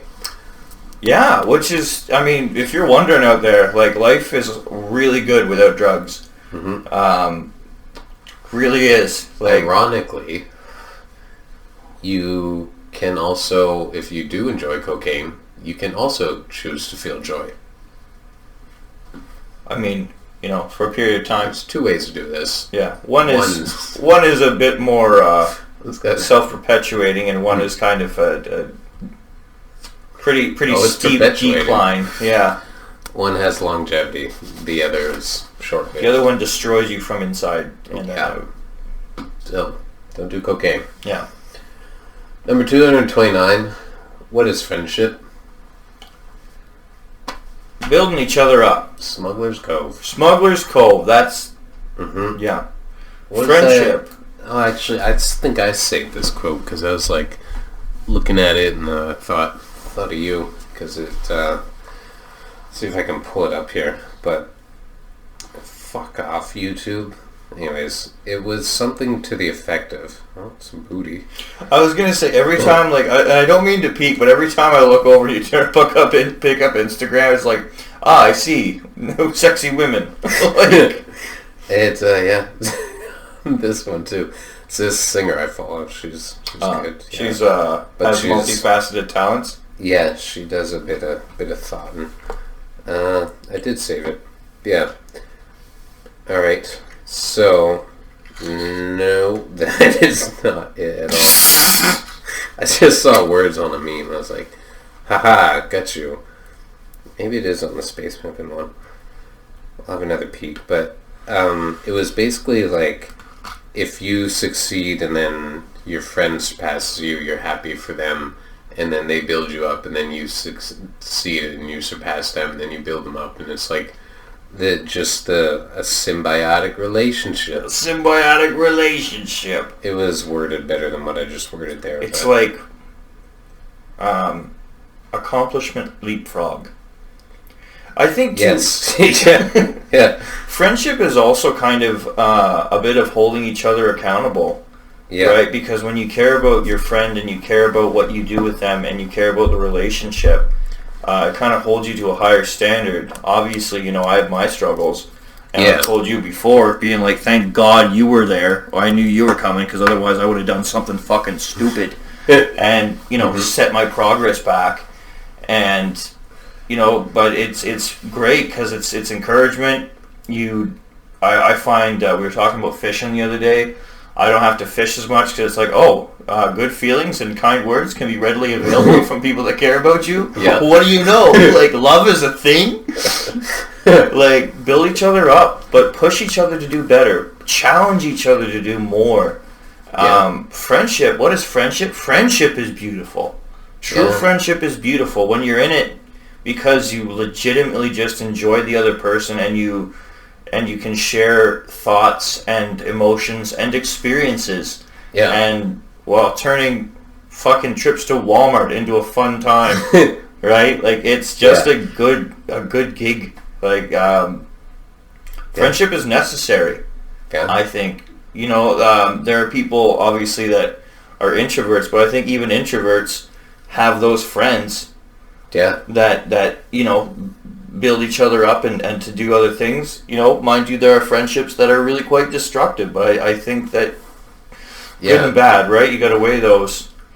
Friendships are always learning experiences, and if they're healthy friendships, then they're friendships that tend to continue and, do exactly what we just named, all the fucking healthy, positive things that make you into a better person had you not known the friend that you know. So, thank you, Tony, for being my friend. Thank you, Caleb. It's a good time here on Smugglers Cove. It is. So, last one on the list.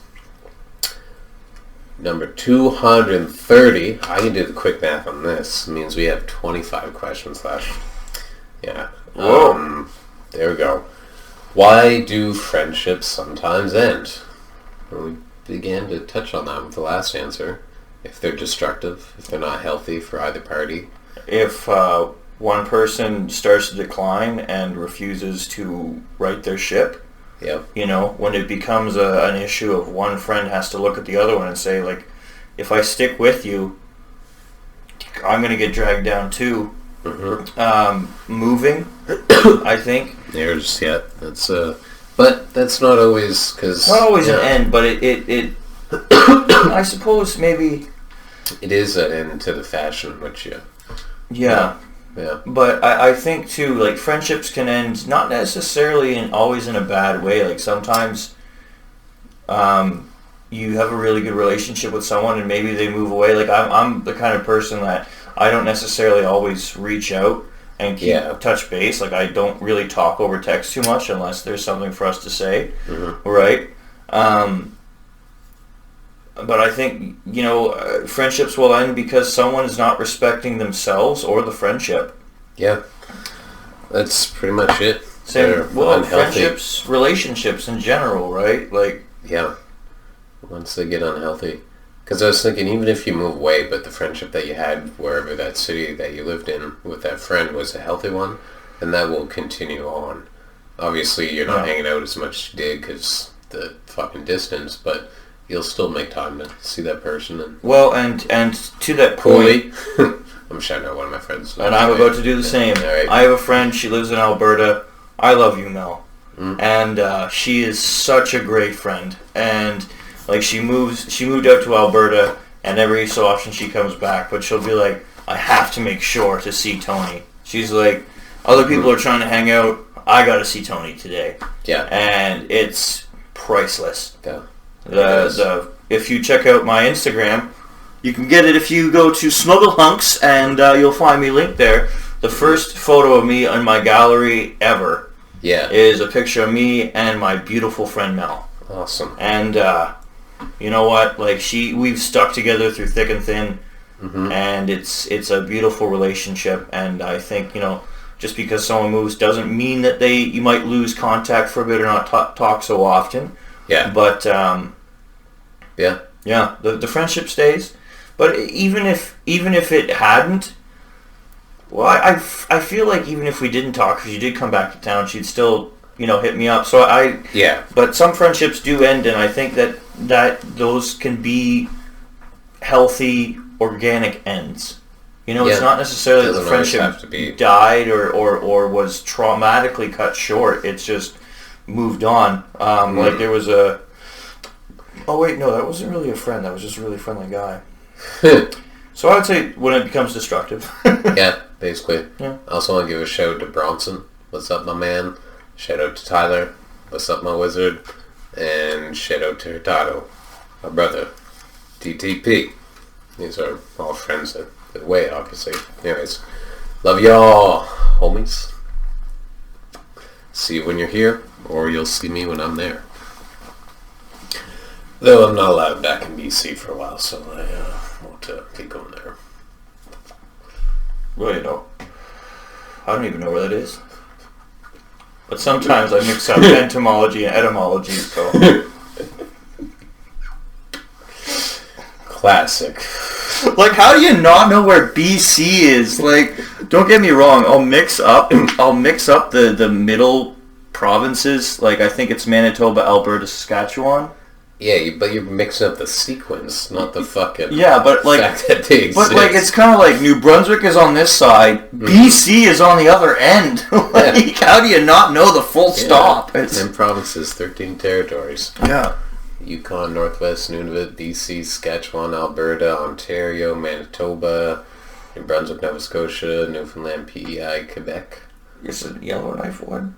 Yellowknife is capital of Northwest Territories. I don't know the territories. They are pretty inconsequential to me. But. Well, I only remember because Yukon's capital, whatever the fuck it is, it's not Yellowknife. I would remember it because the capital of Northwest Territories started with a Y, and Yukon's capital didn't start with a Y. That makes sense.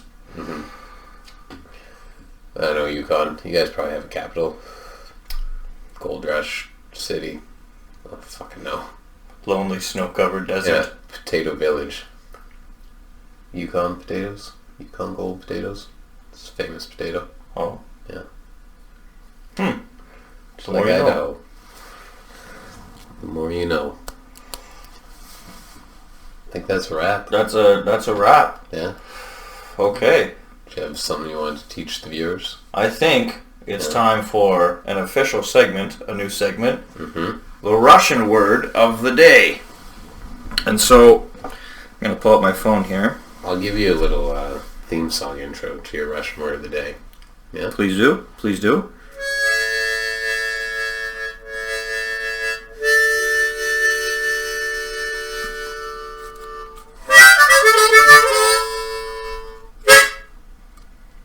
Dear viewers, it is now time for the Russian word of the day.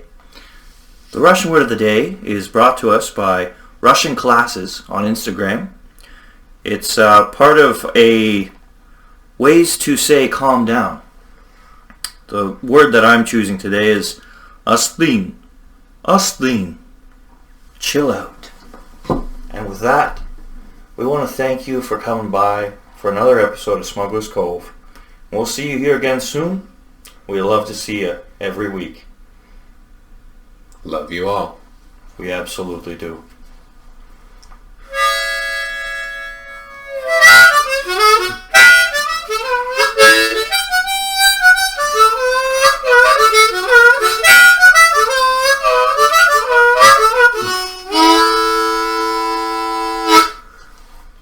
Smugglers Cove.